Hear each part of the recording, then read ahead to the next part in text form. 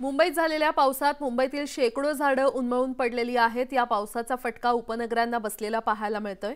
काल झालेली झाडांची पडझड मुंबई महापालिका आजही दूर करते।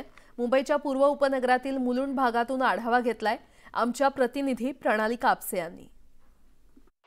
मुंबईमध्ये काल जो सोसाट्याचा वारा आणि त्यानंतरचा पाऊस यामुळे अनेक दुर्घटना घडलेल्या आहेत।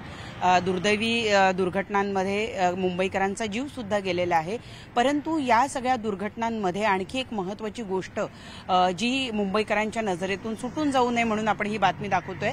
काल मुंबईमध्ये खूप मोठ्या प्रमाणावर झाडं सुद्धा उन्मळून पडलेली आहेत। मी सध्या मुंबईच्या मुलुंड या परिसरामध्ये हायवेला लागून असलेल्या या परिसरामध्ये अनेक भागांमध्ये मोठमोठाली झाडं जी आहे ती उन्मळून रस्त्यावर पडलेली आहे। मुंबई महानगरपालिकेच्या वतीने आता ही झाडं बाजूला करून रस्ते मोकळे करण्याचा प्रयत्न सुरू आहे। परंतु एकट्या मुलुंड परिसरामध्ये आता मला 15 ते 20 झाडं जी आहे ती उन्मळून पडलेली दिसलेली आहे। मुंबई महानगरपालिका कसोशीने प्रयत्न करून रस्ते मोकळे करते आहे।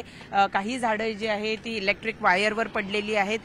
त्यामुळे सुद्धा अनेक ठिकाणी जे आहे वीज पुरवठा काल खंडित झालेला होता। तो जरी पूर्ववत करण्यात आलेला असला तरी आत्ताच्या घडीला आपण पाहतोय महानगरपालिका प्रशासनाच्या वतीने या सगळ्या झाडं जी आहे ती बाजूला करण्याचा प्रयत्न केला जातो आहे।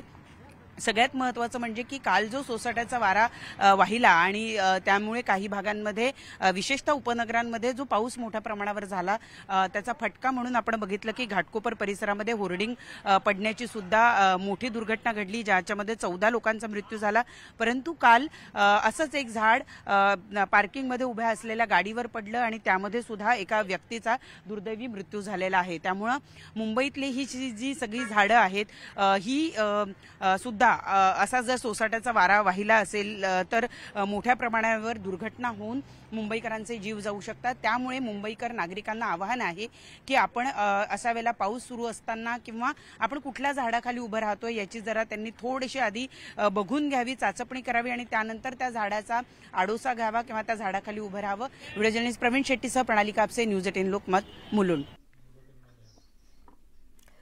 यासोबतच बातमीपत्रामध्ये एक छोटासा ब्रेक। पाहत रहा न्यूज 18 लोकमत।